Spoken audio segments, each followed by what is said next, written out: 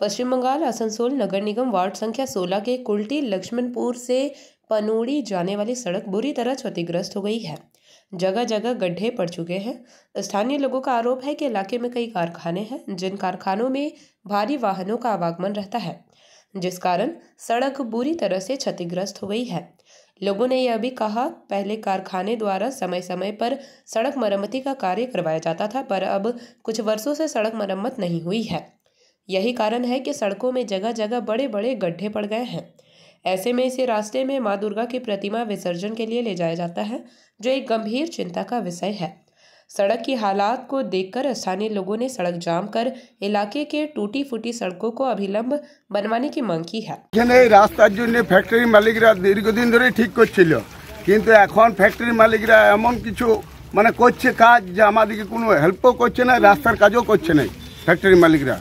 এইটুকুই আমার বলার উদ্দেশ্য। ফ্যাক্টরি মালিকরা আগে যে মানে হেল্প করছিল সব ফ্যাক্টরি যে চলো পূজার আগে রাস্তাটা বানিয়ে দিই, এখন তো বানাচ্ছে না, তারা রাস্তাটা বললেও বানাচ্ছে না, গায়ের লোক কিছু খারাপ করে দিচ্ছে।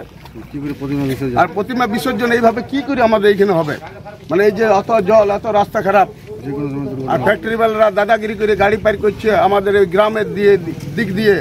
আমরা তার দিকে এত বলছি, কিন্তু তারা বলছে যে আমাদের এই আছে আর ওই আছে, সব দিয়ে আমরা সবাইকে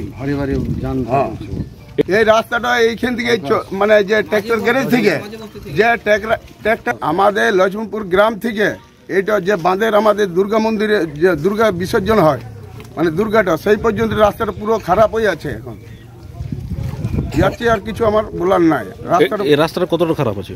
রাস্তাটা একদম মানে পুরো রাস্তাটা নয়, মানে আমরা যেখানে প্রতিমা বিসর্জন করব সেইখান পর্যন্তই মানে আমাদের রাস্তা পুরো মানে 1 থেকে 1.5 কিলোমিটার পর্যন্ত রাস্তা পুরো খারাপ আছে।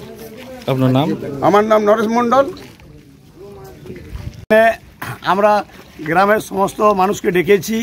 এই রাস্তার যে দুর্দশা, প্রতি বছরের মতন আগে এরা কিন্তু রাস্তাটা মেরামত করতো। আজ মায়ের প্রতিমা বিসর্জন, যে দাদা কি পরিস্থিতি আপনি তো নিজেই দেখলেন যে কি পরিস্থিতি হয়ে আছে।